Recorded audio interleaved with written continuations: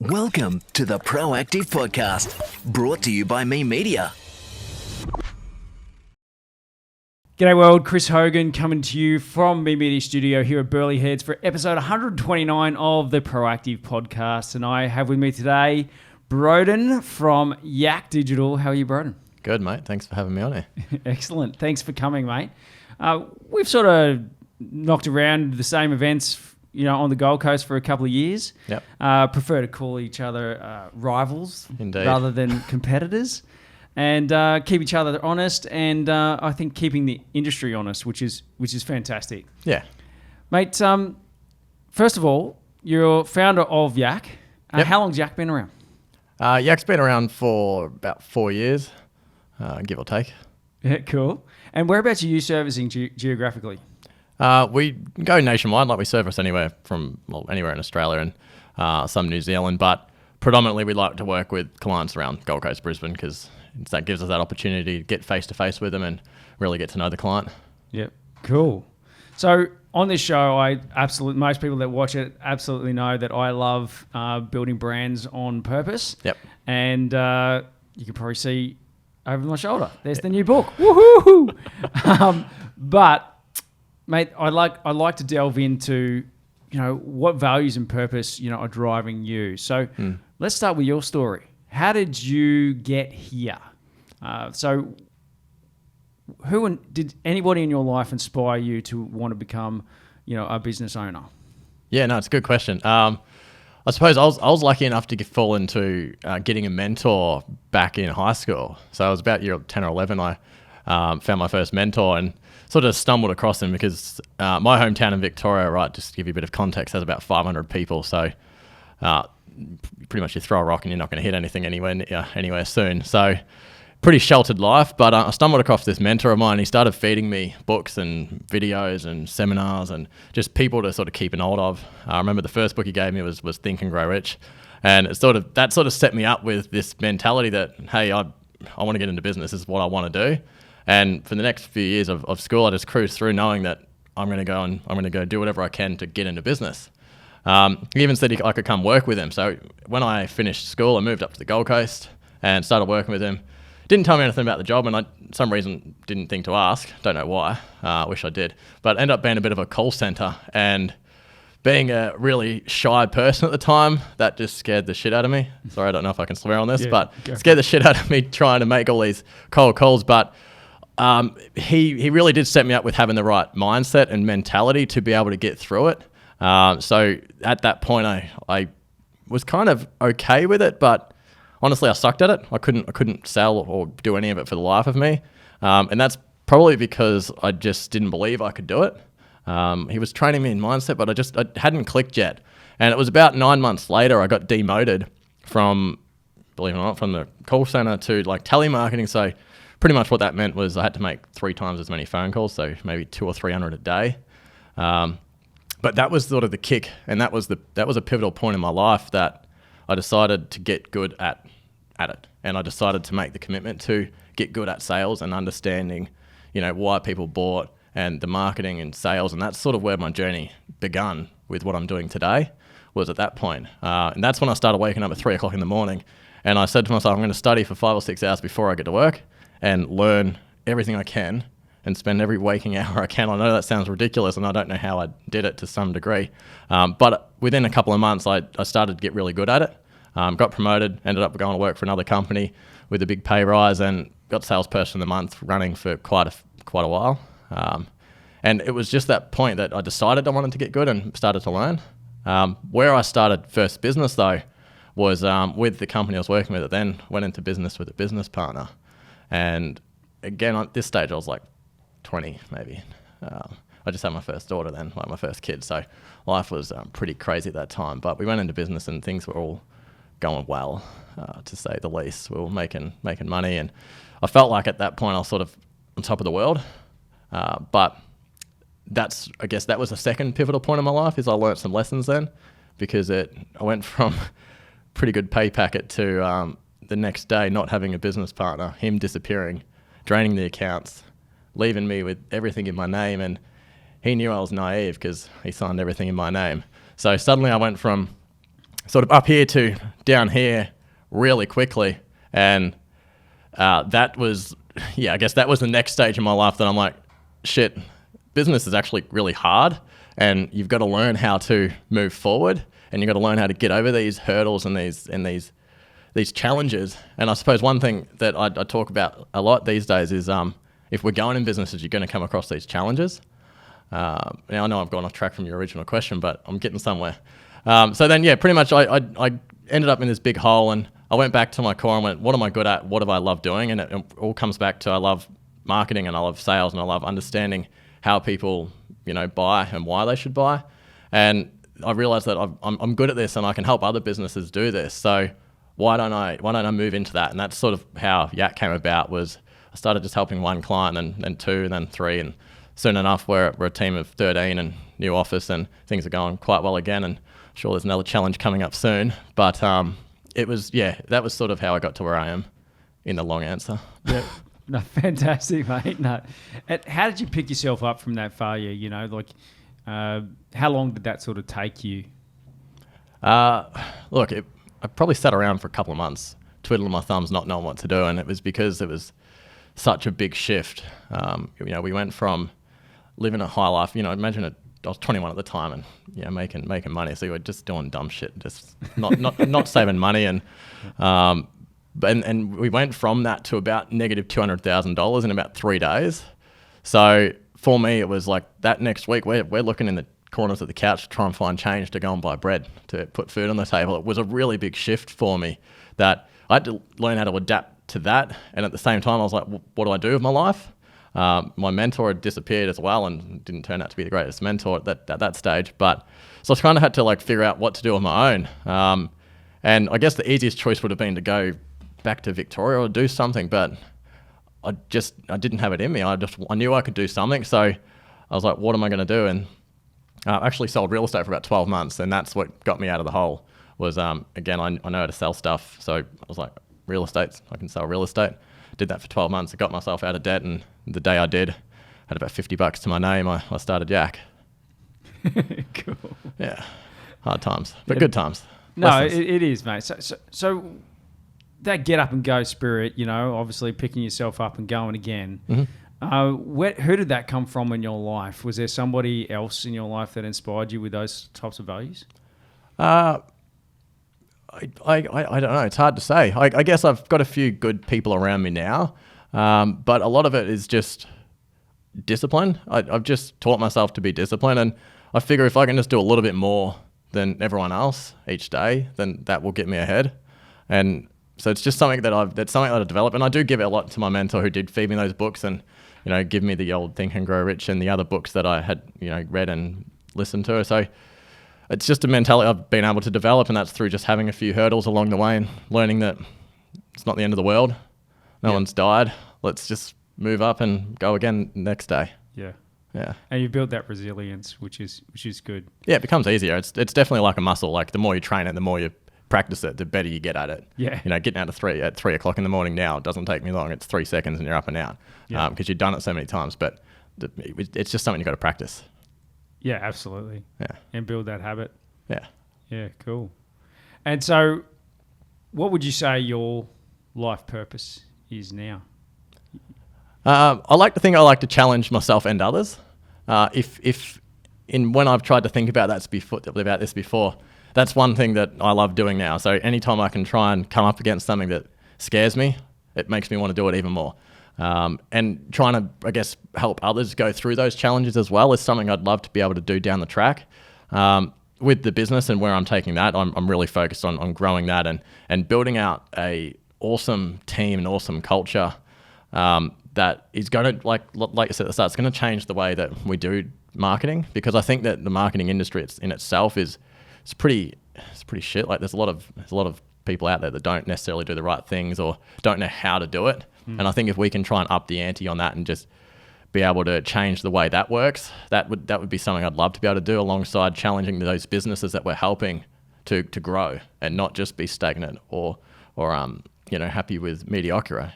Mediocrity? How do you say that word? Mediocrity. That one. Yeah, no, it's a hard one. It's a hard one. What he said. So instead of just being happy with that, like how can we challenge them to be better and how to grow? So yeah, challenge is my purpose right now. Cool. That's Yeah. great. And just on the marketing industry, that's one of the reasons why I released the book, because I also felt like, well, we get calls every day Yeah. from people going, look, this agency has done us wrong, or this agency is so arrogant that they won't do things the way we want them to be done. Or, I mean, it's not up to the agency to mold themselves to each client and do marketing how the client wants it. You know, agencies should know how to do marketing. Yeah. But I think it's the customer service side of things that actually is where a lot of agencies seem to be going wrong. Yeah. And you know, they don't have transparency, and they don't, you know, they try to hide things, and especially in SEO world, it really drives me up the wall, mate. Tell me about it. It's smoke and mirrors. I wrote about this years ago about how SEO smoke and mirrors is just prolific through the industry, and that, oh yeah, you got to pay big bucks and for this, and this is what we're going to do, and the old hat tactics, like black hat tactics almost, Yeah. you know, are still around, and just had a meeting yesterday on it. Are you experiencing that as well? 100%. I feel like so many of our clients that we're getting have had bad experiences with other agencies prior. And like we've had clients that have been through 5 or 6 agencies and no results. I had a client say he spent $650,000 on his advertising in the last few years, and he hasn't had a single lead. And it's like, that sort of stuff just blows my mind. Because a lot of the time when we're taking over, if we ever do take over another agency, and they've decided to come with us instead, not here to poach people's clients, FYI. But if that ever happens, right, sometimes it's like the simple stuff that should be step one haven't even been done. And the SEO, you're right, that happens quite often. It's the biggest one. I agree, because it's such like it's an invisible service, right? There's no physical tangible result that comes directly from it immediately. It's a long-term strategy that you're building, and a lot of people are just not doing the work, but they're charging, but the client doesn't know better. But it comes back to the transparency and the customer service, and I know that's something we've really dived into over the last 12 months, is where can we improve. And I felt like I agree. I feel like that's a really big place that as an agency we need to be more transparent and more communicative with the client.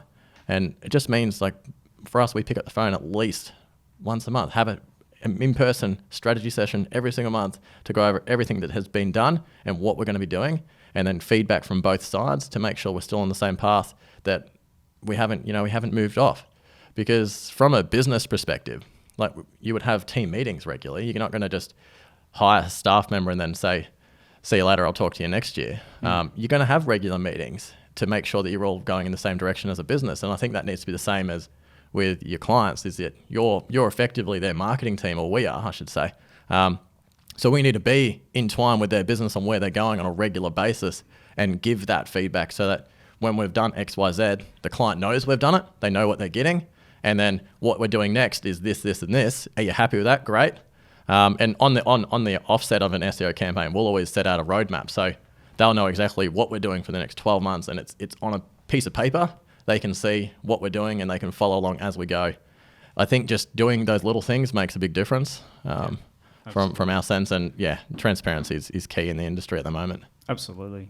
And that's one of the reasons why, look, writing the book is actually, I know I talk about it a lot, okay, but it's one of those things that is actually quite confronting, you know, for anybody who's giving up years of IP. You know, it's 20 years of IP, 20 plus years of IP in that book, and I'm giving it up so everybody knows exactly how we do business here. Yeah. But the benefit is that the entire industry has the opportunity to actually be better. Yeah. Like, they don't have to take my word verbatim. You know, not many people will, but there is a framework in there that is perfect for every agency to be able to use, and in order to be transparent. Yeah. And also get results. Absolutely. And I think with like how you and I bump into each other, and we try and push each other along, I think it's good. And it's like, if we've got an idea that we can share with the rest of the marketing world that's going to help them improve, there's plenty of people to work with out there. It's good for us too, right? Yeah, it's good for everyone. Like, if we can, like, I like that you don't think of competitors, and I'm the same. I'm happy to get in a room full of marketers, and I'll share all of our secrets with them, because if it's gonna help them get their clients better, then great. And I think that's it's the same reason you've written the book. I think that's awesome. Yeah, thanks, mate. So, like in our methodology, it's called ProActive. It's all about being proactive, and from you getting up in the mornings and doing that learning, that's proactive in itself. I love everything to do with that word. Since developing the acronym for the methodology, and like just totally obsessed with it. Is there anything else that you do in life that you feel is also of that nature? Not just getting up in the morning.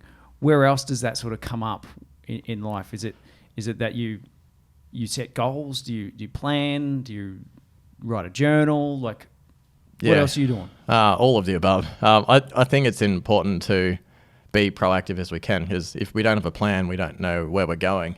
And your plan will change and it will grow. And I've gone through phases where I've had really rigid goals and plans, and to the hour, every hour I know what I should be doing. But I feel like sometimes if they're that rigid, then you're missing out on possible opportunities that you haven't seen because you're only focused on that one thing. Whereas what if this was to happen and was going to make it easier or faster or quicker or whatever? So I think there's a fine line between too much and nothing.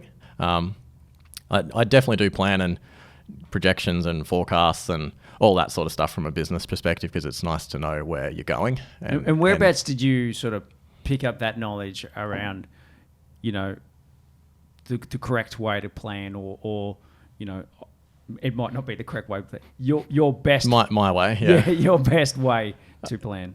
Just podcasts, books, mentors, coaching. Have you got a new mentor since the last one? Look, I don't have one, just one. I sort of have a key few people. I find that having like five or so people, good people that I can talk to about different aspects of life and business is helpful, because you're going to get a different opinion from everyone, because everyone's been on their own unique experience. And, you ask person A and they say this and person B says that, and you can sort of go, well, I like that part of that and I like that part of that. Let's just put them together. Exactly, yeah. So I think developing those filters on what people say and just not taking their opinion for everything. It's about finding what works from what they've said or what they've shared with you, and then interpreting in my own way to then apply it to what works for me. So yeah, I've kind of got a few people that I talk to now, which is good. And you need that. Like, I think it's also important to have like a good, healthy work-life balance. So, I'll wake up early and I'll get a few things done to have some time for myself, low key, meditate, whatever I need to do then. But then it's, kids wake up, it's family, and then you work, and then you're back home, and you've got to have this balance, and you've got to make sure that you're not neglecting any particular part of the business or life, sorry, I should say, because if you're suffering one, then it's going to show on the other. So I try and be proactive in that, and making sure that right down from, every team member in the business gets time where we can sit down and strategize, because whether you're the new intern or the manager of the business, I feel like everyone's opinion is valid, because they've all got their own unique experiences, that they've got some input. But then, also got to make sure you've got time for kids and wife, and because if you neglect one, the other's going to suffer as well. Bang on. So with regards to neglecting one or the other, if you're getting up at 3 a.m. in the morning, how's your sleep going? What time are you going to bed? Oh, 9 o'clock or so. Yeah? Yeah, I get plenty of 6 hours. 6 hours. You're good on 6 hours? You're fine? Because everybody's different. Yeah, no, I'm fine. I will admit I have 3 or 4 coffees a day, but no, 6 hours is good for me. I'm, I'll sleep in if I need. I try not to make it. Get it. If I need to, I will, but 6 hours is good. Give yourself a break sometimes. Yeah. Yeah. Yeah, I try not to do it on weekends. Yeah. If I can. Yeah, I think that's an interesting thing, isn't it, about being disciplined? You've got to like, you've built a habit to get up at that time and do your thing. But you've got to also have that awareness about yourself and your health. Yeah. And be able to say, hey, I need to sleep in tomorrow because I'm absolutely wrecked. Yeah. Or I need to clear my calendar for tomorrow because, I understand that, I need time out to think and all that sort of stuff. Yeah. In the mornings, that's your time to get clear on your thoughts and clarity and strategy. Is that right? Yeah, pretty much. I'll do a bit of journaling or meditation, and maybe train or work out or something like that. But it's nice to just get a jump on the day. I don't touch any technology prior, because that's never good at that hour of the morning. Except that it sucks, right? Because your apps to like help you do things are on your phone. Yeah. If you're doing any guided meditation, it's on your phone. Yeah. I know. If you're doing an interval workout, well, it's part of discipline. You just got to ignore the other shit and just go straight to what you're trying to go to, and then throw it on the other side of the room. Exactly. I can't even stand looking at my phone. At certain times of the day, I feel like my eyes go cross-eyed, and it just, it just screws my brain. Yeah. So, I'm the same, and I've gotten to the point where my interval training is just, I don't have to touch my apps. It's just like, okay, I've got to do this much. Yep. This much exercise and whatnot. Yeah, that's right. Yeah. I'm the same. It's I just try and avoid it at all costs until I'm in the office and I'm sitting down ready to go. Then it's okay, like full steam ahead. But then I know I've got until 5 o'clock whenever I'm home. It's off again. It's away, because there's time and place for things. And I've learned that the hard way. I will admit, like I've learned because I've been on it too much, and things, like I said, things get neglected. So you just got to be really aware of what is affecting you and what's not. And that's the same with sleep. If you feel like you need to sleep in, just sleep in. If you feel like you can't train today, don't train today. And I've learned those things the hard way. I was going through a phase where I was running heaps, and I would just do it every day. And I'm the sort of person that I go really hard at something and I get real fixated on doing something. So I'd just run every single day, and I'd do big kilometers as well. And then I couldn't walk for 3 weeks. And it's like, well, that was pointless, wasn't it? So you just got to find the happy medium and be self-aware so that you don't overstep. Although I struggle with that sometimes, but you live and learn. Absolutely, you do. Yeah, it's those moments where you push yourself just that over the edge, and you go, oh, right. The amount of mistakes I've made in life, I tell you, I just feel like a total douche. Yeah. But it's from those mistakes that you learn the most. Yeah, 100%. Like you fail, you don't learn much from if you had a clear road where you're just flying through with no mishaps. Like, I feel like you're not going to learn a lot from that, but every time you bugger up, if you can learn something and you go, cool, thanks for that lesson. Yeah. That's where you're going to get the real lessons. And for me, like I haven't done any formal education in marketing or business or anything like that, but I've learned through trial and error. I've learned a lot about business through scaling multiple businesses. I've probably tried to start maybe a dozen other businesses than the ones I'm running today. And there's only a few running today, so there's a good reason for that. A lot of them have backfired and haven't worked. So you just learn through that. But I feel like that's where I've learned a lot about business, is just through scaling a business and then losing everything and then going, well, that's how you not run a business. Let's try again. Yeah. And you might do that a few times before you struck gold, for lack of better words. And I think that's where you get your best lessons from. And in every aspect of your life is try it. If it doesn't work, just pick yourself up and go again. Have you got an example for us, like in terms of like the biggest lesson that you learnt from one of those failed businesses? I don't know. That's a hard question. All right. Well, you think about it. I've got one. All right. So basically, we had this skincare company approach us from the US. It was a beautiful, beautiful range of skincare. It was in Saks Fifth Avenue, all that sort of stuff, and they had to contract their arrangements in the US, but still, we thought, this is fantastic. Great name, all the rest of it. The GFC hit, actually. It was 2008, 2009, and it was either, look, I start sacking people, or I invest in it, and we're going to actually, build this new e-commerce website on the side, and of course, it's going to be amazing. So we put, at the time, there was no, Shopify and whatnot, like basically, we're either non-existent or pretty average at the time. So we had to do custom build. Yeah. We built that. We spent, what was it, 80% of the funds that we had on building it. That means we only had 20% left over to market it. Oh, jeez. Wrong way around, right? Yeah. Ask about face. Yeah. So the lesson I learned on that one was that maybe flip that around. You know, in today's Yeah. world, you absolutely can do that. Oh, right? yeah. You can set up a MVP really easily, a minimum viable product, Yep. or a shopping cart, relatively easy, and go and test the market first. But back then it was, we just dived in, and also we didn't actually, do enough consumer research to find out, one, did anybody like it? Two, we knew some people liked it, but we didn't know, like, You didn't go apparently deep enough. The correct odds on actually doing research, if you're going to do a small amount of research, you've got to ask 30 people. If you're going to do a large amount of research, I think you need to ask 150 plus people. Right. So I think we asked probably 10.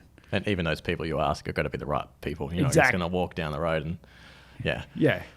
So have you got anything like that you could share? Oh, look, I mean, yeah, you've triggered a few things. Like, I think just doing, like, just off the back end of what you've just said there, like, doing the research prior. A lot of the businesses I started, like, I've done a few different e-com stores and things like that, and it's just like, you get super excited and you go and just jump in. It's like, this is going to be so cool, and you're building it out and you make it, and then it's like, oh yeah, I'm out of money, or no one actually wants it, or whatever. Like, I think having the MVP is really important. Understanding, like, get the minimal viable product, because in products that I've done with one of the companies I've got, it's a technology piece, right? And when I first developed it, it was pretty horrible, but it was an MVP, right? And it was good enough to get out there, and I tested it, and where it is today is very much different to where it was.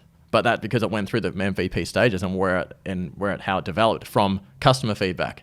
Because the thing is, as business owners, we're generally not the clientele, right? So what our opinion doesn't really even matter, because we're not the ones buying it, or your sister or your mum or your grandmother's. Their opinion don't matter because they're not buying it, right? So the only people's opinion that matters is people that are willing to part money to actually purchase the product or service.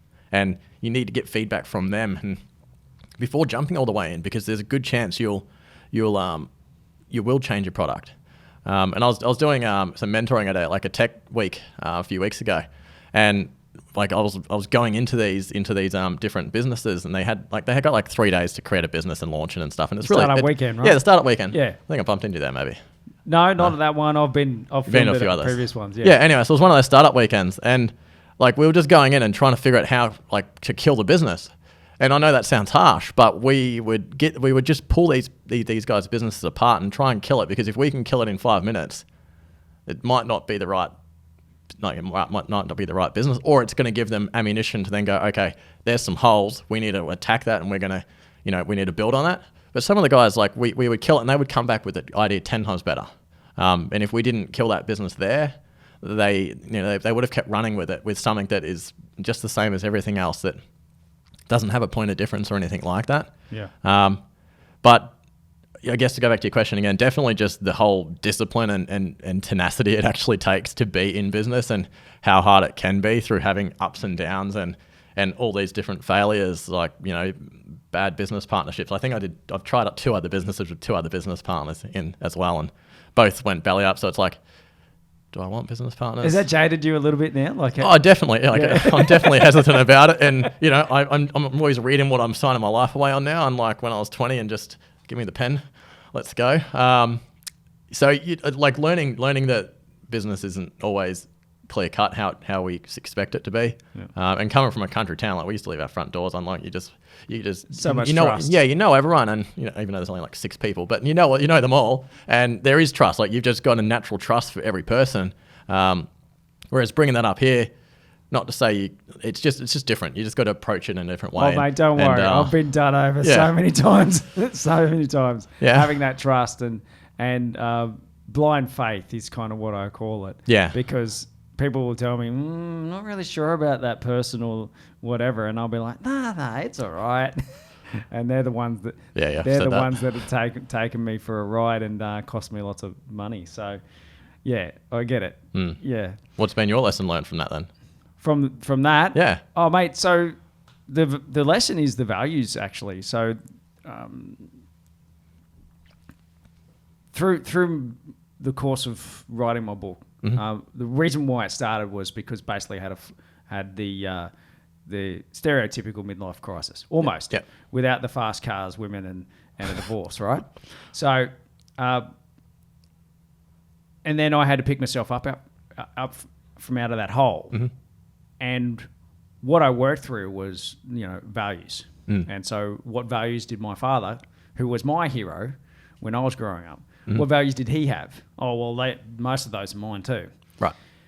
And then I started to realize how valuable values are in ascertaining relationships between people.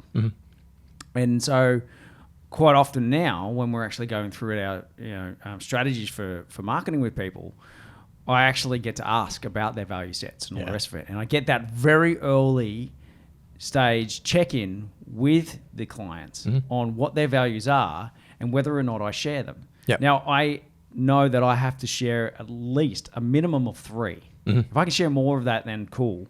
But a minimum of 3 for us to be able to do business together. Yeah. The same deal with hiring people. So now I know that. I'm really attentive to what values they're saying, what behaviors they're putting behind those values as well, and whether or not it align to them. Yeah. And we're helping craft their messaging. So, we need to be able to exhibit those similar values. Yeah, of course. Because we need to be able to tap into that. Yeah. Having empathy for other people is a lot to do with our own life experience and our own value sets. Because if we don't understand that feeling and that emotion behind those values, how the hell are we going to write content about it or create a video about it? Yeah, you're right. So that's kind of where I'm at, and it's been working, 100% of the time. Every time I meet someone and they engage us for work, and now we are implementing that into our hiring as well. Yeah, that's so good. Our team's values and look, that's been learnt the hard way as well. Yeah. I've had teams just like you, same size as you, scale back, it's been like an accordion. That's agency world a little bit. You lose a client, damn, does that mean I'm going to have to put someone off? But hopefully we're smart enough to build some services behind us that it's not just the hours that we work that we get paid for. Correct. I haven't been that successful in that case. That's where a lot of my failures have occurred, trying to build up those other products. Yeah. To bolster the hourly work. So Gotcha. I'm pretty sure that answers your question. I can talk under a yard of wet cement, mate. So No, mate, you can. It's your podcast. You talk as much as you want. It's supposed to be about you. I've run a podcast, so I know the way. I know what it's like sitting in that seat as well. But no, I think you make good points about the values and having that, and that would reflect in your culture, and that's going to reflect in I think having the right team, and I know that's what makes Yak Yak is our team behind Yak. That we've got such an awesome team, and I know that's the thing I'm most proud of is the team we've been able to put together because they work so well together within in a collaboration space, and that reflects on the services we can provide for a client. And yes, there's a bit of a rigid interviewing process to become part of Yak. Not anyone just off the street can walk in. Although we did have one guy that walked in with some coffees and cookies, and he did get high on the list. Nice job. He stood out, right? That's all part of it. But I think it's important because you've got to make sure that your team is what's working on your clients, and they're the important asset to us, because if they are effective and great at what they do, then that makes it easier for the clients to then, it makes the better results for the clients, I should say. Mate, there's nothing more fulfilling than seeing your team work really well together, having a laugh, being able to, give each other a bit of stick and still laugh about it, receive feedback really, really well, give criticism, in ways that, just works. Yeah. There's, they understand each other, and I think that's very uplifting. Yeah. It's because I've had team members that just haven't worked well together too. Yeah. And it's like, whoa, you're treading on eggshells, every single day. And, I was in an emotional intelligence course recently with Swish. Right. We both know Ryan Tuckwood very well. Yeah. And so they were talking about how, managing your emotions can be like if if there's an obstacle Mm-hmm. between us, well, the obstacle is the way. We have to address it. Yeah. Because if we don't, what we're effectively doing, and he used an analogy, I can't remember the guy's name, the other guy. Sorry, Ryan. It's basically like holding down a soccer ball underneath the water. We're suppressing those emotions, and all they want to do is pop back up again. But because while we're expending energy on suppressing those emotions, we're not getting other shit done. Yeah. You know, and we're probably worrying about the situation or whatever, you know, like, so we need to actually just, boom, let that ball be on the surface. Yeah. Bring it up. Obstacle is the way. Get over it or get on with it. Yeah. You know, some things you don't get over. So you just have to make the hard decision and go, right, we're just not going to get past this. And I think that even comes back to like us as humans. We're actually like, it's our life, it's our story. So things that happen to us they're happening to us, meaning we can choose how we react to it. So if yes, shit happens, and that's very much the case. But I know for me, it's like every time something might happen wrong, I've got to try and find what am I getting out of that, and then try and focus on that, because then it allows us to grow from it and not just let exterior things happen to us, right? Because shit's happening all the time to us. Constantly we're being affected by it, and some people they might run their whole lives by just being affected by exterior things. Someone cuts them off in traffic, there's their whole day written off from a 2-second incident on the road. Or why not just get over it, choose that's not going to affect you, and then go and let 7 people in, like let them in on traffic. Like, I don't know, but that's a bad analogy. But just you can't let those little things affect you, because I really feel like that's a choice that people make, is that they're choosing to let that affect them in the way that they want, because they're the ones telling the story. Be the director, as you would say. Yeah. Yeah. Yeah, you're right. And we learn these things, you actually learn how to deal with this stuff. And as long as you sort of don't write off that learning, I think that's the mistake that I see a lot of people make, is that they go, I'm just not taking that feedback on, and I'm not putting up with this, and this is just all negative energy, and I want to, I'm not accepting it. Yeah. And you're going to get stubborn people like that. And from a team perspective, that's where you want to try and make sure that you've got a tight-knit team that are going to work well together and hold the same values, because that's going to have the synergies. It's so important. And I think there's been this stage of transition for companies where they've gone, let's look at our core values, let's put posters on the wall, and let's just basically stop at that. So it needs to... We need to walk the walk. Yeah. You can't just talk the talk, because your employees, and if you attach your customers to those values, will see right through it. Yeah. And that doesn't feel good from a director's point of view. How can you honestly, show up every single day if you're being inauthentic? Yeah, exactly. And it's the values that you've said your company displays that define you, and define the brand, and define everything you do. What is it saying? How we do anything is how we do everything. Yeah.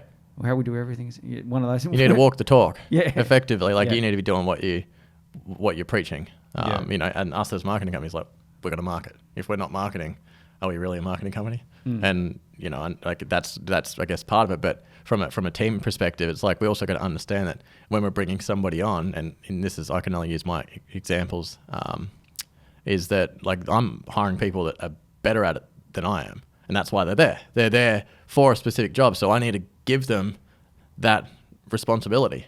I can't be holding on to that and overseeing it, making sure it's going all right. I can to some degree, but you need to give them that complete trust that you have given them. You've hired them for this job, let them do it, and let them work through it in the way that they should. Because I think from a company culture perspective, if we're always trying to belittle or change or oversee or just take the direction on everything, for one, you're going to have a very small limit on what you can do, because you've only got so much time in a day that you could possibly do that. So as a growth perspective, you need to be able to start giving out your trust to these people, that they are going to do the job that they do. And if you've hired the right people that are aligning with your vision and your goals and your values, then you go in the same direction together, not you going one place and they're down here. It's like, let's all go together in the same direction and make this work. Yeah. Yeah. Absolutely. And I've experienced both sides of that coin, where I've got people I can trust and, I can walk away from the business. But there's been times when, there's been people that I cannot trust. Yeah. But you've learned from it, right? Like you've found out right. what you can take away from it. And this value stuff is where I'm at. Yeah. And that might change. But right now, it's working a treat. Yeah. So keep it going then. So that's what we're sticking with. Yeah. And another plug for the book. It's all in there. So, I've given up so much of what I've learned in that book, and funnily enough, I've had to, I've only received the first initial copies of it, and I've had to sit down and read it and see what's actually in there, compared to what was in the original manuscript, and yeah, there's some really good stuff in there that I hope people value. Well, I'm gonna have to grab a copy off here, and if I say it on camera, then you have to give it to me. Right. Yeah, that's how it works. Yeah, mate. You got your wallet? Yeah. We'll sort that out later. Don't worry. All good. So, mate, we might wrap it up, eh? Yeah, sure. How do people follow you? Where are you at? Where you hanging out on the socials? Yeah, you can find us on all the socials. We're Yak YKK Digital across the board on all socials. Probably Instagram's our most active. You get a lot of behind the scenes there. Otherwise, just jump on our website. We've got a bunch of stuff on there similar to what you do. I won't plug it too much because this is your thing. But mate, you're here. Go for it. As rivals, if you're going to talk to him, come talk to me, and and we'll sort it out. It's not about that, mate. I think it's good to talk to another agency owner. I think we're probably going through similar battles or have done. Yeah, of course. And there's value in those stories. And for anybody else out there that's going to have a crack too. So, absolutely. What's your personal LinkedIn? Broden Johnson. So you can chuck me on LinkedIn there, or again, any of the other socials. I'm across the board at Broden Johnson or Yak Digital. Those are the two that you can find me on. Excellent. Thanks, mate. No worries. And thanks for watching the ProActive podcast. It's available on Apple, iTunes, and on Spotify. It's also on YouTube. Just search for Me Media on YouTube. There's all the episodes are there. Otherwise, you can hit the memedia.com.au website. All the episodes are there as well. And just to let you know, the book, Building Brands on Purpose, that I wrote with 20 years of experience under my belt, is available very soon. August 12 is the launch date. Please register your interest in finding out about the purchase. I will be doing a special on August 12. Register your interest at chrishogan.com.au. Thanks again, Broden. Thanks for having me, mate. I appreciate it. No, thank you. And thank you all for watching. I love hearing your feedback, and absolutely, I love seeing people who share and enjoy the episodes. It truly humbles me. Thank you.